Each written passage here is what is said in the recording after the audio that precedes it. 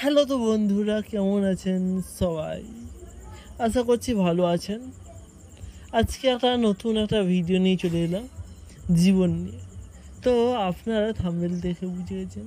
তো গল্পটা শুরু করি।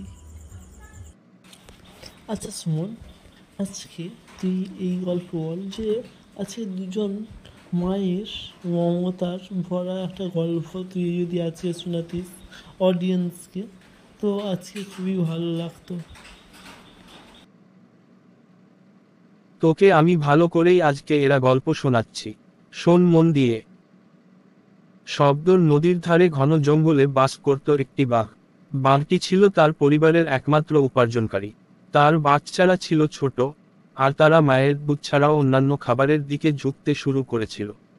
একদিন বাঘটি ঠিক করল, তাকে আজ বাচ্চাদের জন্য খাবার আনতেই হবে। দিনের অনেকটা সময় ধরে শিকার খুঁজে বের করলো, কিন্তু কোন প্রাণী চোখে পড়ল না। অবশেষে বিকেলের দিকে সে দেখতে পেল একটি হরিণ। হরিণটি শান্তভাবে ঘাস খাচ্ছিল। বাঘটি তার শিকারীর চেষ্টার সাথে হরিণের কাছে গেল, কিন্তু হঠাৎই বাঘটির মন চিন্তায় ভরে গেল।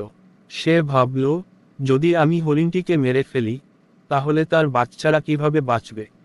বাঘটি জানত শিকারীর জীবন কঠিন, কিন্তু একজন মা হিসেবে সে হরিণটির মনের কষ্টটা অনুভব করল। অন্যদিকে হরিণটির মনেও গভীর ভাবনা চলছিল। সে জানত বাঘ তার পেছনে আছে। হরিণটি ভাবল, আমি যদি মারা যাই, তাহলে আমার বাচ্চারা কি খাবে, কে তাদের দেখবে। হরিণটি ভয় পেয়ে বাঘটির দিকে তাকালো। তারা দুজনেই চোখে চোখ রাখল। হরিণের চোখে ভয় আর বাঘটির চোখে মমতা। বাঘটি শেষ পর্যন্ত সিদ্ধান্ত নিল, সে হরিণটিকে ছেড়ে দেবে। হরিণ যেন আশ্চর্য হয়ে গেল। বাঘটি পিছিয়ে গেল, আর হরিণ তার বাচ্চাদের কাছে ফিরে গেল। হরিণ তার বাচ্চাদের নিরাপত্তা ও ভালোবাসায় ভরিয়ে তুলল। অন্যদিকে বাঘটি তার বাচ্চাদের নিয়ে ফিরে গেল। এইভাবে দুই মা নিজেদের সন্তানদের বাঁচানোর জন্য একে অপরকে সাহায্য করল। এবং সেই দিনের পর থেকে বাঘ ও হরিণ একটি অদৃশ্য বন্ধনে বাঁধা পড়ে গেল, যা ছিল মায়ের ভালোবাসা এবং মমতার গল্প।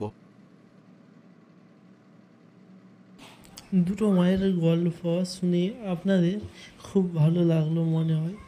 যদি ভালো লাগে এই গল্পটি একটি লাইক করে দিয়ে যাবেন। আপনাদের একটি লাইক আমাকে অনেকগুলো গল্প বানাতে অনেক সাহায্য করবে, তাই একটা লাইক করে দিয়ে যাবেন। আর যদি চ্যানেলে সাবস্ক্রাইব না করে থাকেন, তাহলে এখনই সাবস্ক্রাইব করে দিন, কারণ নতুন নতুন গল্প হওয়ার জন্য। আবারও একটা নতুন গল্প নিয়ে আমি চলে আসবো। ততক্ষণ ভালো থাকবেন, সুস্থ থাকবেন।